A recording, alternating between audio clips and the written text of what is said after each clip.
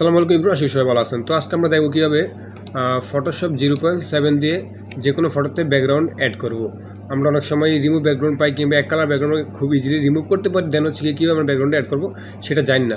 যদি আমাদের কাছে এরকম একটি ফটো পড়ে, যেমন আপনারা বর্তমানে কম্পিউটার স্ক্রিন দেখতে পাচ্ছেন, সাপোজ আমি এই ফটোটা দেখাচ্ছি, এটা কিন্তু ব্যাকগ্রাউন্ডটা সম্পূর্ণ ব্ল্যাঙ্ক আছে, মানে এখানে কোনো ব্যাকগ্রাউন্ড নাই। তো যেগুলো ব্যাকগ্রাউন্ড ব্ল্যাঙ্ক থাকবে সেগুলোতে আমরা কীভাবে এক ক্লিকে ব্যাকগ্রাউন্ড অ্যাড করবো সেটা ফটোশপ 0.7 দিয়ে আমি আজকে দেখিয়ে দিব।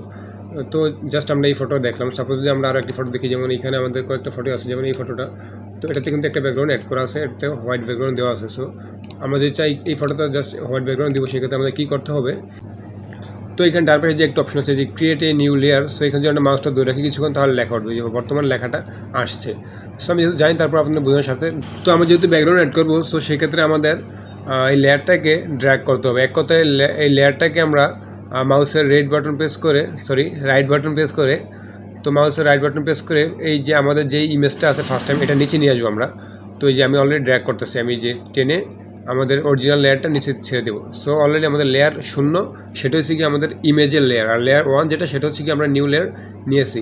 সো আমরা 1 নিচে দিয়েছি আর 0 উপরে রেখেছি। সো এখন আমরা 1-এ একটা ক্লিক করে এইখানে আমরা যদি ব্যাকগ্রাউন্ড হোয়াইট দিতে চাই, তো আমি যদি জাস্ট এখন কিবোর্ড থেকে কন্ট্রোল ব্যাক স্পেস প্রেস করে অটোমেটিক পিছনে হোয়াইট ব্যাকগ্রাউন্ড অ্যাড হয়ে গেছে। তো এটাতে গেলো। এখন যদি আমরা চাচ্ছি না পিছনে মানে ব্লু ব্যাকগ্রাউন্ড দেবো, সো সেক্ষেত্রে আমরা এই যে গ্র্যান্ড কালার যেটা আছে ফার্স্ট টাইম, যে সাদা কালারটা আছে, এখানে একটা ক্লিক করবো।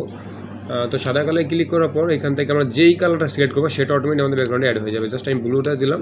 তো সিলেক্ট করার পর আমরা আবার কিবোর্ড থেকে কন্ট্রোল ব্যাক স্পেস, তো কন্ট্রোল ব্যাক স্পেস ক্লিক করার সাথে সাথে আমাদের ব্যাকগ্রাউন্ডে অ্যাড হয়ে যাবে। সো এখন বুঝতে পারছেন। তো এইটুকু ছিল ভিডিওটি। থ্যাংক গাইস, সবাই ভালো থাকবেন, সুস্থ থাকবেন, দেখাবো নতুন কোনো ভিডিওতে।